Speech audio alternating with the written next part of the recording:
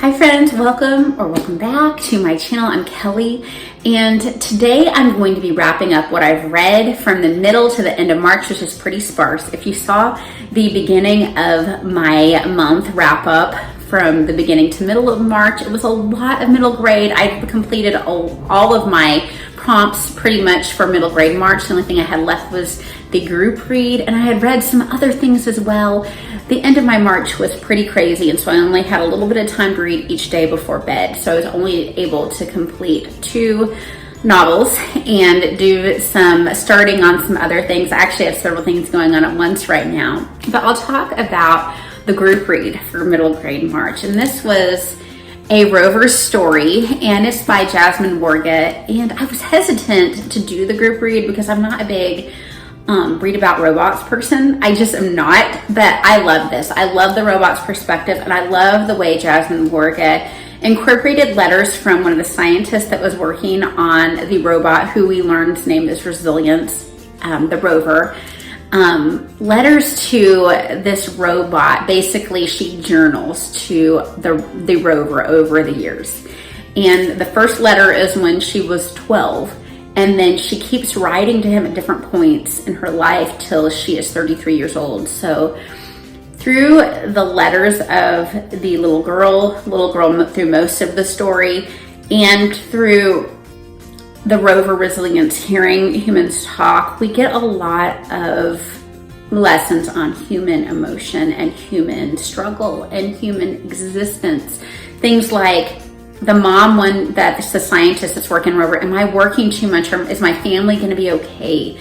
To the daughter worrying about, losing friends in middle school, worrying about her family, being concerned about what she's going to do in college and how she's going to spend her life, worrying about family illnesses. It was a surprisingly hopeful story and a surprisingly emotional story. I have been reading this aloud to my kids, and I read the last of it by myself because I just wanted to get it done for middle grade March. I will finish this story in the next couple of days with my kids. I'd have to because it has to go back to the library, but I just was so touched by this story. I think it's an excellent one. I think there's a lot of good lessons in it, and I think it will help kids kind of work through their emotions, and adults. I'm actually kind of glad that I read some of this on my own, because I would have been a little bit worried about how things were going to end on my own. Is this going to be too sad? And it all works out just beautifully. And I think that it is one that should be read. It's just wonderful. So the other book that I completed, it was the sequel to This Woven Kingdom, which was the first book in this series by Teherah Mafi. This book was These Infinite Threads. And I can't tell too much because it's a sequel, but the original story is about a young lady named Eliza, and she's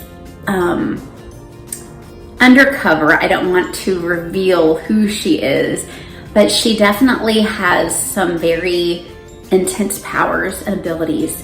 But she had been living as a servant, and the lowest servant. She even had her face covered, and that was a sign in her society that she was the lowest of servants. And she had some connection to the prince of this country that we're in, and his name is Cameron. And it was there's some innocent love story developing in this first book. Well, in the second book, we have Eliza in a real bind, and we have this bad guy who kind of gets involved with Eliza's story, and Cameron finds himself in more of a leadership role of his country, to give you a very basic view without spoiling it. So what I like about the story is Teherah Mafi's writing style. I love the way that she writes and she describes things. What I didn't like is Cameron was just insufferable to me in this book. Eliza, I love her innocent sweetness, yet her strength, and I love the way her thought process works. I think it's very realistic. We were introduced to a love triangle. I find myself upset with Teherah Mafi for making me root for the bad guy. I don't know how bad he's going to end up being.